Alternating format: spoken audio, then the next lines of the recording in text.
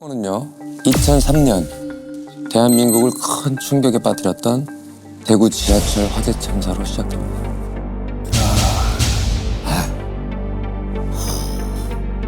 희생자가 200여 명이 다녔잖아요. 그렇죠.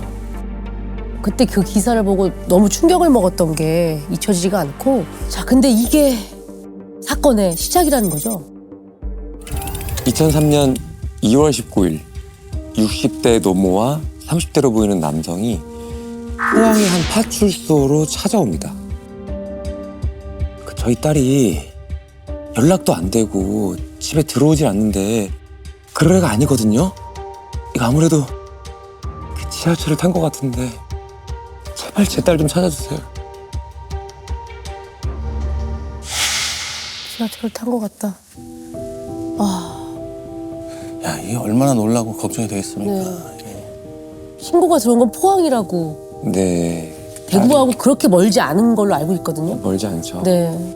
딸이 아직도 참사가 났는데 거기 있는 것 같다. 이 사건이 있었던 그 즈음에 대구뿐만이 아니라 경북, 이 경상도 지역에 있는 많은 분들이 잠깐이라도 연락이 되지 않으면 엄청 불안해하고 하셨었어요. 그러니까 뉴스를 보셨을 거고 신고를 하러 오셨던 거죠? 아닙니다. 아니에요? 여성의 어머니와 함께 신고를 하러 온 남성이 딸과 함께 살고 있던 남자친구였습니다. 전날인 18일에 대구에 지하철 화재 사건이 났다는 뉴스를 본 남자친구가 놀라서 어머니를 찾아간 상황이었습니다. 이 남자친구는 여자친구가 본가에 간 줄 알고 기다리고 있었다고 했고요. 집에도 들어오지 않고 전화기도 꺼져 있었던 게 벌써 3일째라고 했습니다. 신고 3일 전인 2월 16일 오후 9시쯤 야간 근무를 나가기 전에 인사를 나누는 게 마지막이었다고 합니다. 택시기사인 남자친구는 그 야간 근무를 마치고 다음날 오전 6시쯤 집에 왔다고 했고요. 보통이면 집에 있을 시간인데 여자친구가 집에 없더랍니다. 주차장에 차도 없길래 아침 일찍 출근을 할 줄 알고 잠을 잤다고 했습니다. 오후에 일어나 보니 그때까지도 집에 오지 않았어. 전화를 해봤는데 휴대폰 전원이 꺼져 있었답니다.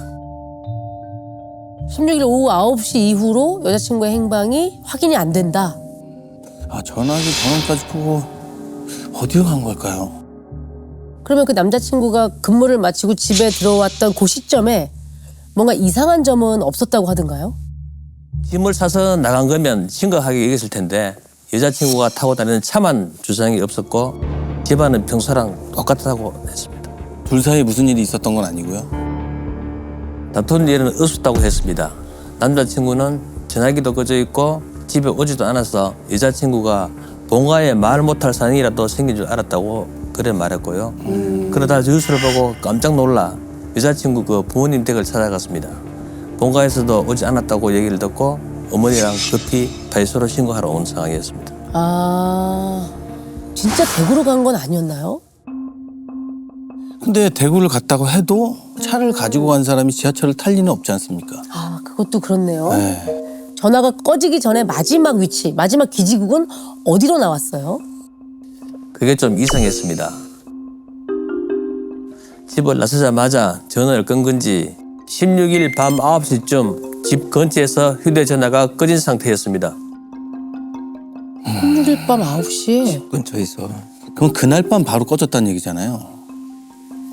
본인이 끈 거면 다행인데 혹시나 잘못돼서 뭐 범인이 그거를 끈 거라면 연락을 못하게. 네, 그럼 큰일이죠. 혹시 차량이 어디로 갔는지는 확인이 됐나요? 당시 차량 번호로 그 이동 동선을 확인해 보려고 했는데 포항 일대를 돌아다니던 것까지는 확인이 됐지만 대구 쪽으로 간 건 확인되지 않았습니다. 오, 집 앞에 나서자마자 전화기가 꺼졌고, 그리고 포항을 한참 돌아다녔고. 그러다가 그런데 이제 행적이 끊긴 거잖아요. 어느 순간 행적이 끊기고. 네. 일단 어머님도 그렇고 남자친구도 대구 지하철 참사를 얘기를 하셨으니까 대구에서 지하철을 탔다면 카드를 썼을 것 같은데 그건 확인이 된다요? 카드를 쓴 기록은 나오지 않았습니다. 생활 반응이 전혀 없다는 얘기잖아요. 그렇죠. 마지막으로 연락을 했던 사람은 없었나요? 그 친한 친구와 통화를 한 게 마지막이었습니다. 통화 내용은 뭐 평범했는데 조만간 남편이랑 애를 데리고 집으로 놀러 오라고 했답니다. 어. 가족들 데리고 놀러 오라고 얘기를 했다. 그거는 진짜 일상적으로 할 수 있는 얘기잖아요. 그냥 안부 전화 느낌이죠. 야, 우리 네. 본 지 너무 오래됐으니까 한번 같이 놀러 와. 뭐 이런 대화였을 것 같은데. 심경의 변화가 갑자기 있어서 그런 것도 아닌 것 같고. 그렇죠.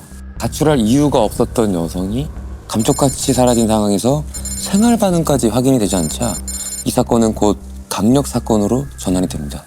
강력으로. 맞습니다. 저희도 여러 가지 가능성 열어두고 가족, 남자친구, 친구, 지인, 동료들까지 사라진 여성과 관련된 사람들은 모두 조사했습니다.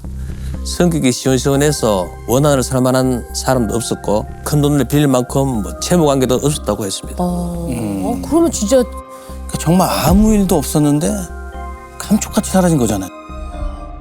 남자친구의 얘기에 따르면 다투거나 한 일도 없었다라고 했는데 혹시 그런 남녀 관계는 모르는 거니까. 그렇죠. 일단 마지막에 본 사람이기도 하고 네. 지인들이 둘 사이를 어떤 식으로 봤는지도 중요하잖아요. 지인들의 얘기를 같이 들어보면 좋을 들어봐야 것 같은데요. 되니까. 다정하고 성실하고 좋은 사람이라고 다들 얘기를 했습니다. 친구가 2년 전에 소개를 해줘서 두 사람이 만났거든요. 실종자의 부모님도 두 사람이 동거를 하고 있다는 사실도 알고 있었습니다. 또 2년이나 만났고 부모님도 허락할 정도면 그렇죠. 그렇다면 그 남자친구의 행적 16일 밤부터 남자친구의 알리바이는 확인이 됐나요? 포항 시내에서 야간 근무를 한 건 확인이 됐습니다. 근무를 마치고 오후 늦게까지 집에 있었던 것도 기지국 위치로 확인이 됐고요. 그날 밤에 그 집에 제사가 있어서 다녀왔다고 했는데 그것도 맞았고요. 또 여자친구에게 어디냐 연락이라도 남겨달라고 문자를 계속 남기고 전화도 여러 번 했더라고요. 저희가 그 신고 전까지 남자친구의 알리바이를 모두 확인했는데 의심할 만한 행적은 전혀 없었습니다. 그러면 뭔가 남자친구가 사건과 관련된 건 아닌 것 같아요. 그런데 이게 어떻게 된 일일까요? 종적을 감춘 지 한 달하고도 3일이 지난 3월 19일 꺼져 있던 여성의 휴대전화가 갑자기 켜집니다. 어머, 한 달하고 3일 지난 후에 달이 넘어서요? 핸드폰이 켜졌다는 거 아니에요? 켜졌어요. 와, 위치부터 찾아봐야 되겠네요. 어디였나요? 경주였습니다. 경주? 그리고 어디론가 전화를 몇 차례 걸고는 또 바로 전화를 껐습니다. 경주 포항은 되게 가까운데요. 가깝죠, 가깝죠. 네. 어디로 전화를 한 건가요? 지역 번호나 통신사 국번도 없이 뒷번호 7자리만 눌러서 통화를 시도했습니다. 물론 통화 연결은 안 됐고요. 비슷한 번호로 몇 차례 전화를 걸고 전화를 끈 상황이었는데 저희가 혹시나 앞자리 번호를 넣어서 전화번호를 확인해 봤지만 전화를 건 곳이 아예 없는 번호였습니다. 범인이 뭔가 수사에 혼선을 주려고 전화를 네네. 켰다가 그냥 마구잡이로 누르고 다시 끄고. 근데 한 가지 지금 의심스러운 것은 범인 입장에서는 그런 위험한 수를 둘 필요가 사실 없어요. 피해자의 휴대폰을 쓰는 거는 대부분 중간중간 생활 반응을 보이면서 수사팀에 혼선을 주기 위한 의도적인 행위들이 나타나는 경우에서만 행동들을 하게 되는데 지금 일단 한 달이나 지났잖아요. 네. 한 달이나 지난 상황에서 차라리 휴대폰을 버리는 게 낫지. 중간중간 그걸 켜가지고 지금 현재의 위치가 노출되는 거잖아요. 네. 결국은. 그런 위험수를 둘 필요가 있었겠나 하는 생각이 듭니다. 진짜. 기지국 근처에서 그 여성을 목격한 사람이 있지는 않았나요?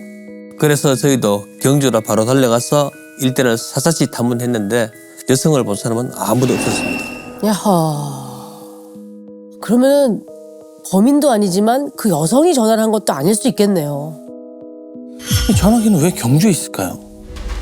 전화기가 경주에 있었던 이유가 있었습니다. 기지국 인근을 수색하던 형사님들이 사라진 여성의 흔적을 또 하나 찾아냅니다. 바로 여성이 집을 나설 때 함께 사라졌던 여성의 차량이었습니다. 아하. 하얀색 차량이에요. 그냥 도로변에 길가에 주차가 된 거네요. 겉으로 보기에는 사고나 뭐 그런 게 접촉사고 같은 거 그런 게 있었던 것 같지는 않은데. 이게 차량 내부예요?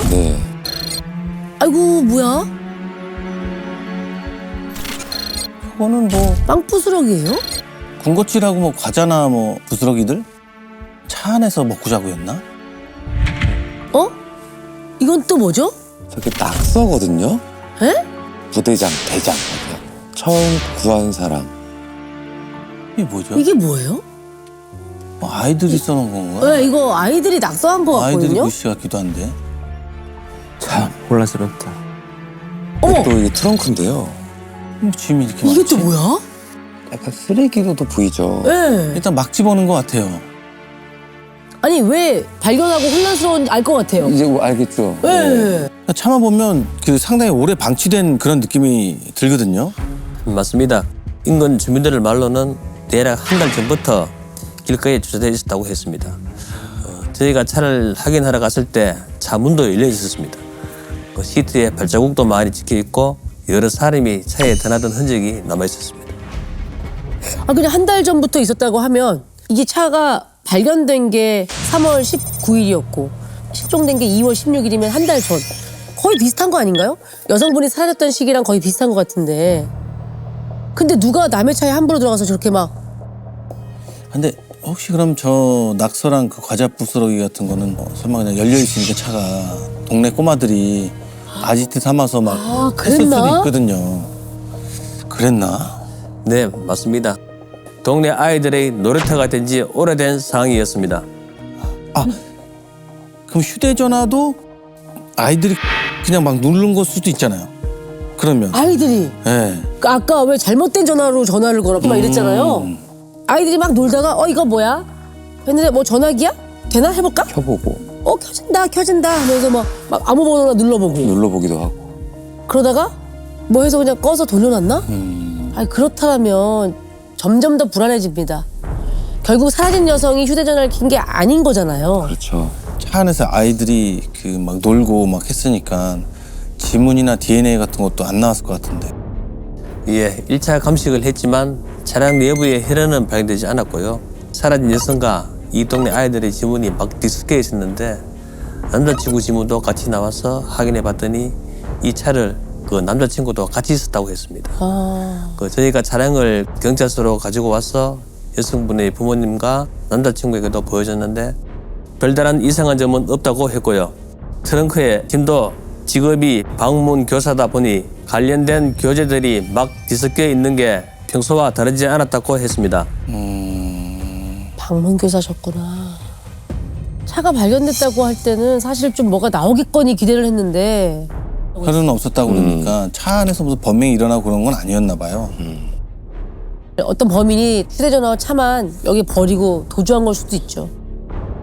그런데 그때 이 형사님은 이 사건이 어쩌면 명령 미제로 남을지도 모르겠다는 불길한 생각이 드는 겁니다. 예? 수사팀에게는 불과 3일밖에 남지 않았기 때문입니다. 아니 왜요? 왜 3일밖에 안 남아요? 왜 3일밖에 안 남죠? 사실 저희가 그동안 수사를 하면서 가장 의심을 했던 사람이 있었습니다. 알리바이도 너무 정확하게 맞아떨어졌고 파고 들어갈 틈이 없는 사람이었거든요. 남자친구란 얘기예요? 남자친구요? 맞습니다. 남자친구입니다. 남자친구가 왜요? 지금 같이 신고를 했는데 퇴근하고는 쭉 집에 있었다고 했잖아요. 그러니까요. 제사도 다녀왔다고 했고 여자친구한테 문자도 네. 계속 보내고 했었고 그런데 왜 남자친구를 계속 의심하셨던 거예요? 여성이 갑자기 사라질 이유가 전혀 없었고 또 마지막으로 여성을 본 목격자는 남자친구 뿐이었으니까요. 남자친구의 알바이가 진술과 딱 맞아떨어지는 것도 어쩌면 계획적으로 움직인 것이 아닐까 하는 생각이 들었습니다. 아니 그러면 범행을 언제 어떻게 저질렀다는 거죠? 저는 아닌 것 같거든요. 아 진짜 그러게요. 게다가 아까 3일밖에 남지 않았다고 하셨잖아요. 그게 이 남자친구와 무슨 상관이 있는 건지 왜 3일밖에 안 남은 거예요? 마침 어쩌면 범행 현장일지도 모를 장소가 3일 후면 완전히 사라질 상황에 놓여 있었던 겁니다. 뭐 남자친구가 집을 뺀 건가? 남자친구가 집을 뺀 건 아니었습니다. 두 사람이 살던 집이 계약 만료가 되면서 여성의 명의로 되어 있는 집을 부모님이 정리를 하셨습니다. 그래서 그 3일 후면 이 집에 새로운 사람이 이사를 들어오는 상황이었습니다. 여성의 부모님이 정리한 거라면 그러면 그거는 남자친구가 이건 일부러 만들어낸 상황은 아니잖아요. 그쵸, 도망가려고 뭐 꾸민 거 그런 건 아니잖아요. 근데 집은 전에도 가보셨을 거 아닙니까? 네, 저희가 그 사건을 받고 가장 먼저 집부터 확인을 했는데 한눈에 의심이 생길 만한 부분은 보이지 않았습니다. 보통 가구가 새로 바뀌었거나 벽지를 새로 바꿨으면 뭔가 이상하다 이렇게 생각했을 텐데 그런 것도 전혀 없었고요. 당시엔 단순 가출로 신고됐고 범죄 혐의가 없었기 때문에 집을 무작정 감식할 수는 없었던 거죠. 그런데 이제는 좀 상황이 좀 달라졌습니다. 야, 근데 이거 남자친구라고 한다면 너무 좀 충격적이네요. 그렇죠. 대구 지하철 참사 그 뉴스를 보고 여자친구 어머니를 찾아갔다고 했으니까. 네. 그것까지 계획을 한 거라면 너무 끔찍한 일이죠. 네. 그러면 이거 진짜. 오. 가장 중요한 건 3일 후면 새로운 집주인이 들어와서 더 이상 수사를 하기도 어려워질 그 집에서 뭐가 나왔나요? 집 안에서 발견이 됩니다. 어머. 그 화장실 바닥 타일 모서리 이 네 군데에서 아주 미세한 혈흔 반응이 나왔어요. 혈흔이요? 혈흔. 미세한 혈흔? 아주 극소량의 혈흔이 나왔다고 하는 것은 아주 열심히 청소를 했다는 얘기가 되겠죠. 반대로 이제 그 정도 미세 혈흔은 화장실에서 뭐 코피를 흘리거나 상처가 나거나 하는 경우들도 있기 때문에 다량이 아니고 뭐 극소량이다 이러면 생활 공간에서 있을 수 있는 정도의 혈흔으로 인정을 하는 경우가 많거든요. 그러네요. 이거는 증거로 활용하기는 좀 어려운 상황이죠. 맞습니다. 그런데 타일의 그 혈흔 반응을 보니까 이 정도로 청소를 한 거면 세면대에서 분명 무언가를 닦았을 것이다 라고 생각이 들었습니다. 아. 그런데 저희가 그 세면대 배관을 분리해 봤더니 배관이 완전 새 것처럼 깨끗했습니다. 야, 그럼 배관을 갈았나? 그것도 이제 새 것처럼. 그렇다면 뭐 걸려있는 머리카락 하나 없을 정도였다는 얘기신 건데 청소를 진짜 완벽하게 했지 않은 이상 찌꺼기 같은 건 남아있거든요. 왜 남지? 물때라도 있는데. 남죠. 근데 이사 간다고 배관 청소를 해주진 않잖아요. 그건 말도 안 돼. 결벽증이 있어도 배관까지 닦진 않거든요. 그쵸. 혈흔이 흘러내려가면서 남은 흔적들이 있을까 봐 청소를 했다 이렇게 봐야 되겠죠. 저도 현장에 수없이 많이 가봤지만 배관까지 이렇게 청소하는 경우는 사실 거의 못 봤어요. 네. 그럼 남자친구가 범인이란 얘기가 될 수도 있는데 시신을 어디로 옮겼다는 얘기잖아요. 그렇다면 그 완벽하게 짜여진 3일 동안의 알리바이는 대체 무엇이며 언제 어떻게 옮겼다는 거죠? 그 저희는 저 여자친구의 차량을 이용해서 시신을 옮겼을 가능성이 가장 높다고 판단했습니다. 근데 차량은 1차 감식에선 아무것도 나오지 않았잖아요. 그렇죠. 하지만 그 차량에 분명히 뭔가 있을 것이라 생각을 하고 2차 감식을 진행했습니다. 저희가 그 조수석, 운전석, 뒷좌석까지 모두 철저하게 재감식을 진행했는데 역시나 아무것도 나오지 않았습니다. 그래서 다시 트렁크를 열었습니다. 거기 짐이 엄청 많았잖아요. 네. 시신을 거기다 넣었으면 짐이 다 이렇게 눌리거나 뭔가 이렇게 그런 흔적이 남을 것 같은데. 그런 흔적은 없었던 것 네. 같거든요. 근데 만약에 트렁크에서 혈흔이 조금이라도 나온다면 트렁크를 비우고 시신을 싣고 이동해서 유기를 한 다음에 다시 와서 이제 짐을 실어 놓았다 이렇게 그 전개가 되겠죠. 짐 위에다가 여자친구를 실으면 짐이 눌릴 수 있으니까 짐을 빼고 여자친구를 놓고 그 다음에 처리한 후에 다시 짐을 어지럽혀 놓은 것이다. 그러니까 짐을 가득 실어 놓으면 차가 발견이 되더라도 여기에 사람을 싣고 유기할 수는 없겠는데 라고 해서 이제 이런 위장을 하는 의도가 있지 않았을까 보여지는 거죠. 아니 그렇게까지 해요? 그러니까 여자친구가 평소 짐을 어떻게 싣고 다니지를 알고 있으니까 비슷하게 위장을 했다는 얘기잖아요. 이거를. 설마 트렁크에서 뭐가 나왔나요? 그 트렁크에 짐을 하나씩 빼면서 그 루미놀 검사를 진행했습니다. 네. 그리고 트렁크 바닥에 볼 때쯤 구석에서 혈흔 반응이 보였습니다. 나왔구나. 결국은 거기서 나오는 거죠. 그렇게까지 위장을 했다는 게 더 충격적이네요, 진짜. 네, 그래서 그 트렁크 시트를 뜯어냈습니다. 그 하부에 피가 고여 있었습니다. 야, 트렁크에서 발견된 피와 욕실 타일에서 채취한 혈흔을 국가수대에 맡겼고 모두 사라진 여성의 혈흔으로 확인됐습니다. 여자친구를 살해하고 그날 가족 제사에 참석했단 말이에요. 했다는 얘기죠. 지 알리바이 만들려고. 네. 만들려고.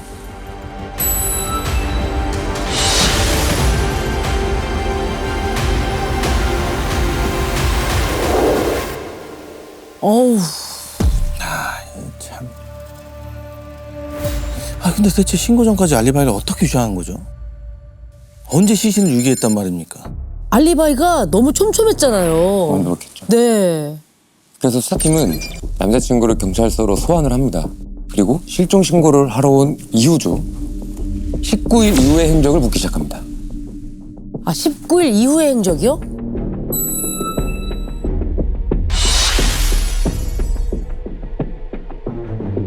아니 그러면은 어쩌면 그 이후에 시신을 옮겼을 수도 있다라는 생각을 하신 거예요?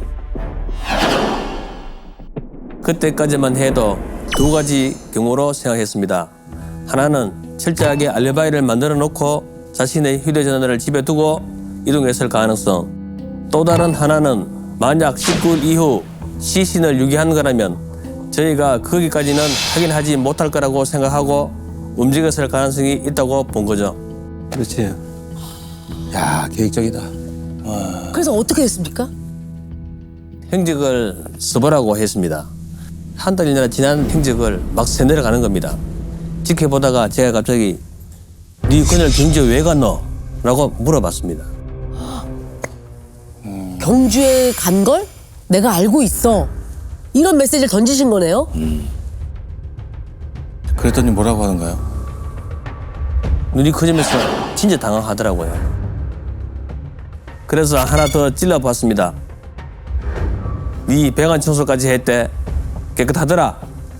그러면서 현장 사진을 한 장씩 눈앞에 깔았죠. 그랬더니 눈물을 뚝뚝 흘리더라고요. 눈물을 흘려요? 야, 계획을 그렇게 짜놓고서는 야, 우려될 사람이 누군데. 아니 이유가 뭐였답니까? 당시 야간 근무를 나가려고 준비를 하고 있는데 그 여자친구가 갑자기 돈 이야기를 꺼냈다고 했습니다. 카드값이 모자란다고며 빌려달라고 해가 사업이 커졌는데 그게 몸싸움으로 이어져서 여자친구를 밀게 되었습니다. 그런데 넘어지면서 현관 모서리에 머리를 부딪혔다고 했고요. 깨어나면 경찰에 신고할 것 같아서 죽여야겠다는 마음을 먹고 그 집에 있던 아령으로 머리를 내리쳤다고 했습니다. 의식이 없는 같이 사는 사람을 신고할까봐 살해했다는 게 말이 안 되는. 이건 말이 안 되는 거야. 이미 이거 믿을 수가 없어요. 신고할 것 같아 살인하다니. 이렇게 병원을 데리고 갔어요. 그게 일반적이지. 그러면 끝나는 거를. 그래놓고 어떻게든 안 걸릴 생각만 하고 있었던 거잖아요. 그걸 어떻게 시신이 어디 있는지는 말하던가요? 예, 경주에 있는 그 폐 공장에 유기했다고 해서 바로 데리고 폐 공장으로 출동을 했습니다. 현장을 보고 진짜 많이 놀랐습니다. 시신의 일부분만 남아있었거든요. 왜? 일부만요? 그럼 훼손하고 막 토막내고 그 그랬다는 와중에 거야? 훼손을 했어요? 불에 탄 시신의 일부만 남아있었습니다. 물에 타요? 예, 라이터용 휘발유를 준비해갖고 태우면 하장하듯이 탈 거라고 생각을 했는데 시신이 차가처럼 타지 않자 그 상태로 그대로 두고 일단 포항으로 왔다가 며칠 후에 다시 가서 미리 준비한 살포대에 남은 시신을 담아가지고 경주 야산에 유기했다고 했습니다. 수색을 했고 남은 시신을 모두 찾아냈습니다. 와 근데 폐공장이 어디에 어떻게 있는 줄 알고 그거를 그렇게 가서 이건 우발적이 아니야. 다 계획이고. 야, 죽이고 와 태우기까지 하고. 어우 너무 잔인하다. 충격적이었던 건 부검 결과였습니다. 피해자는 아령에 맞아서 사망한 게 아니었습니다. 왜? 아니었어요? 아니 그럼 혹시 아령에 맞았을 때는 혹시 살아 있었던 건가요? 아우. 사망 원인이 뭐였습니까? 아령으로 가격한 두개골 충격은 사망에 이를 정도가 아니었고요.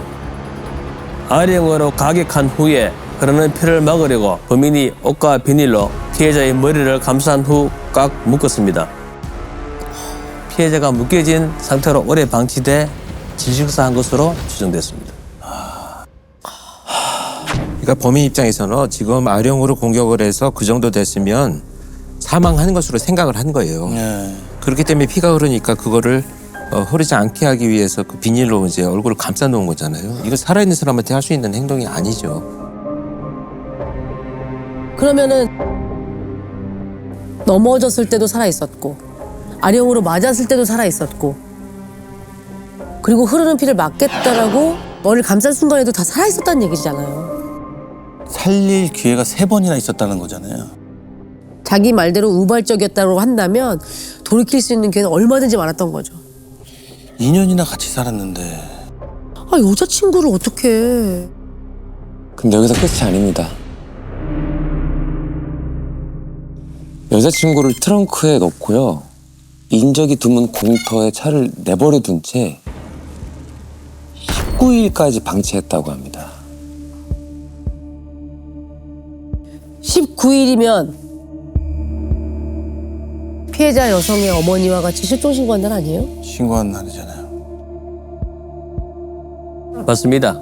19일 날 오후 5시에 피해자의 어머니와 함께 파출소에 신고를 한 후 밤 10시에 경주 폐공장으로 갔다고 진술했습니다. 와, 이미 죽여놓고 죽여놓고 이미 어머니 모시고 가서 신고한 거야. 야, 이거는 그러니까 신고 전까지의 알리바이가 다 맞아 떨어진 거죠. 이 인간 아니야. 와, 너무 악랄하다. 그러면 안 되는데. 진짜. 재판 결과는 어떻게 났습니까? 징역 17년 선고받았습니다. 분노가 터질 것 같아요, 진짜로. 이거는 아이고. 즐겨봐 이 채널.